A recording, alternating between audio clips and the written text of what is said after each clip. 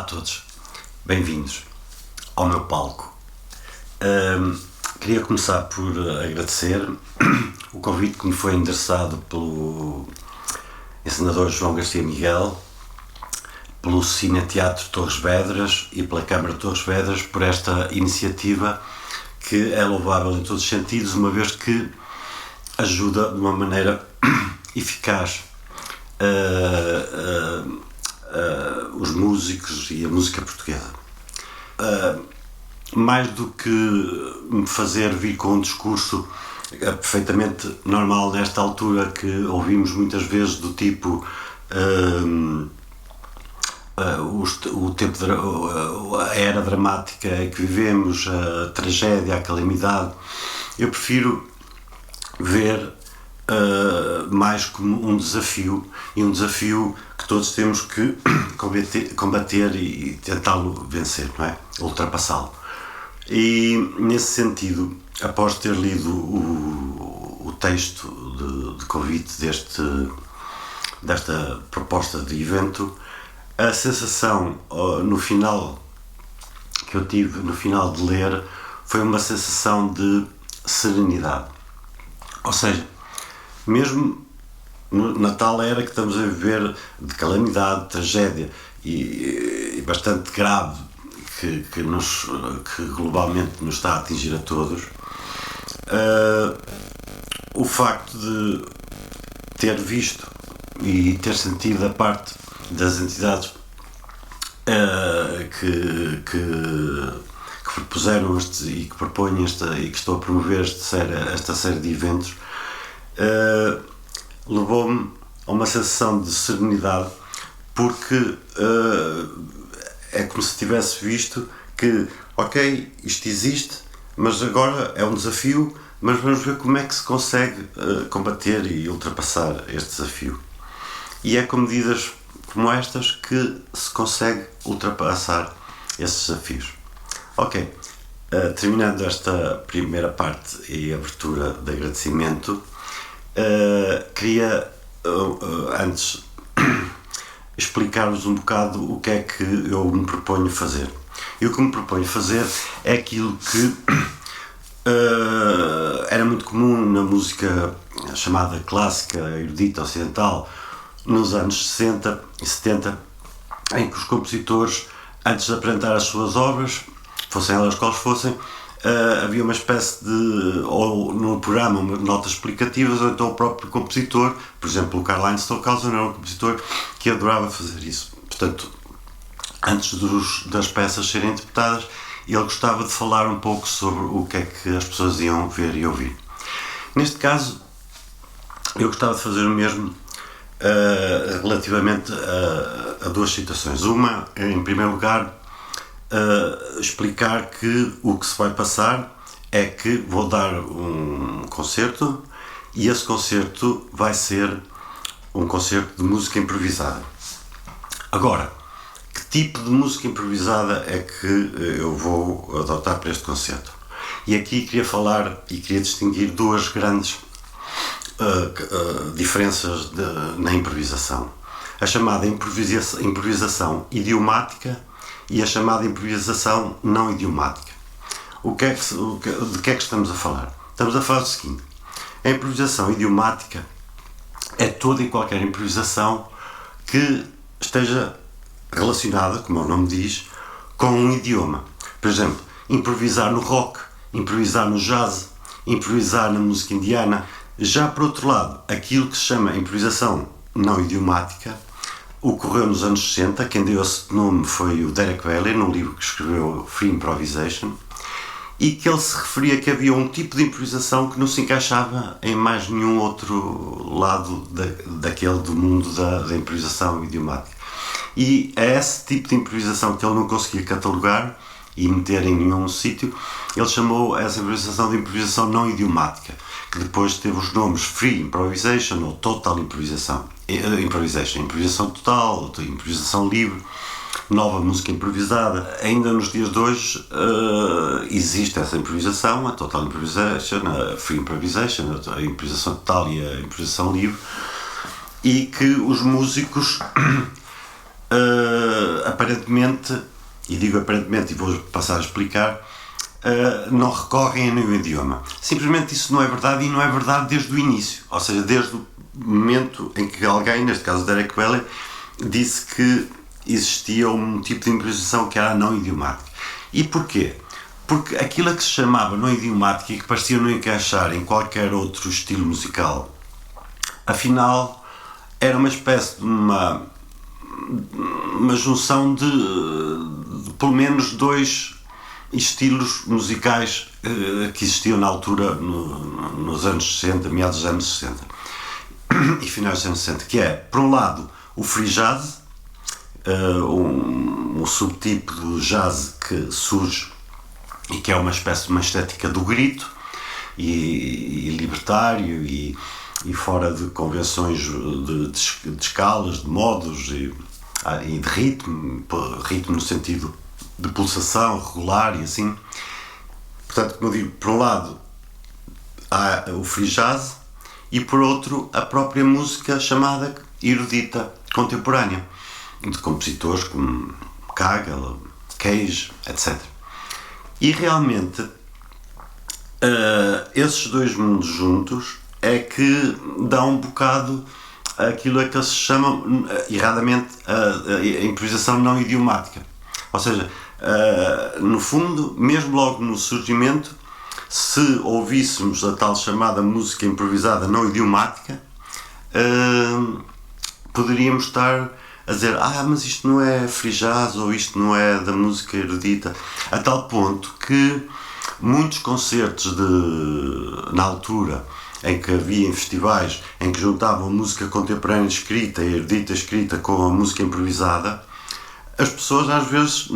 a não ser que o músico tivesse as partituras à frente do seu instrumento, as pessoas não sabiam se era um concerto improvisado ou totalmente escrito e composto. Há o caso do grupo, um dos primeiros grupos de música improvisada, o grupo AMM, que foi dar um concerto, deu o concerto totalmente improvisado, não é? E no fim, uma pessoa do público, uma senhora, foi falar com o do João Tilbury, pianista, e disse-lhe: que concerto extraordinário, queria agradecer imenso, foi uma experiência única e maravilhosa, estou em transe, muito obrigado. E depois terminou a dizer-lhe assim: e é inacreditável como é que vocês decoraram isto tudo e não tiveram que recorrer à partitura. Ao que João Tilbury disse: não, isso não é o caso, porque este nosso concerto foi de improvisação, foi improvisação total. E ele olha para ele e de repente diz: mas isto está uma aldrabice, sinto-me aldrabada, quero o meu dinheiro de volta. Quer dizer, um minuto antes estava a felicitá-lo e a dizer que foi das experiências mais extraordinárias que teve, e de repente, a partir do momento em que percebe que afinal não foi um concerto de música escrita e que eles tiveram a interpretar algo que já estava previamente escrito, quando percebeu que era música totalmente improvisada, pelo contrário, passa a achar que foi aldrabada, que foi uma aldrabice e que queria até o dinheiro de volta. Isto para vos mostrar que nessa altura muitas vezes era difícil entender qual era qual era o músico que aparecia a improvisar, ou o grupo de música a improvisar, ou os grupos que apareciam a interpretar músicas escritas. Isso relativamente ao caso da improvisação total, a tal chamada improvisação não idiomática. Como vimos, é um termo, se não errado, pelo menos que se presta à confusão do conceito, não é? Relativamente ao conceito de improvisação. Agora, mais concretamente ao concerto que eu irei dar hoje, eu, quando me foi apresentada esta proposta, eu propus, pensei imediatamente em fazer uma improvisação, uma vez que eu sou improvisador e compositor e muito raramente sou intérprete, ou seja, e quando sou intérprete de mim próprio, ou seja, das minhas próprias composições. E então, o meu propósito neste concerto, nesta improvisação que vos ia fazer, foi, em primeiro lugar, escolher o tipo de instrumentação. E então, achei que, como eu digo, eu parti do conceito do termo serenidade, e é isso que pretendo nesta improvisação transmitir a todos vocês, um estado de serenidade que seja útil, e que acho que é útil neste momento estarmos serenos perante tudo o que estamos a viver. E então peguei nesse conceito e logo a partir daí fiz a distinção do elétrico e do acústico e optei por escolher uma guitarra acústica de cordas de metal. E isso foi a primeira parte da fase, foi escolher o instrumento, depois do conceito, serenidade, o instrumento, a guitarra acústica de 6 cordas de metal. E depois tinha a hipótese de trabalhar nesse instrumento absolutamente só com o microfone e sem qualquer processamento e utilizar a guitarra limpa, não é? Clean, como se costuma dizer, ou optar por processá-la e alterá-la, transformar o som natural dela. Optei pela segunda, ainda que de uma forma muito subliminal. Nesse sentido, e resumindo, a peça, a improvisação e a peça que vão escutar, uma peça, porque a improvisação no fundo é compor em tempo real, ou seja, enquanto que o compositor que escreve no papel tem tempo para estar a pensar, apagar, corrigir e depois só no fim é que tem o produto final, nós improvisadores não, começamos sem saber o que vamos fazer e depois aos poucos vai ser uma composição, portanto, de improvisação idiomática, contida dentro de padrões de relações de harmónicas e de melodias, portanto, dentro de escalas, modos perfeitamente reconhecíveis alguns, e numa guitarra de acústica de 6 cordas, cujo microfone vai estar a apanhar o som natural, mas depois uma das vias vai para o processador e irá estar a dar aquele som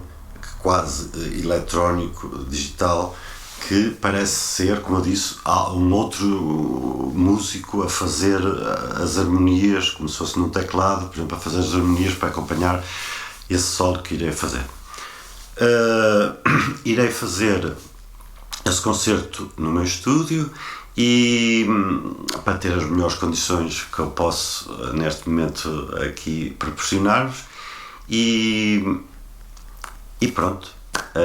vou só ali ao camarim preparar-me e deixo-vos com uma improvisação sobre o conceito de serenidade.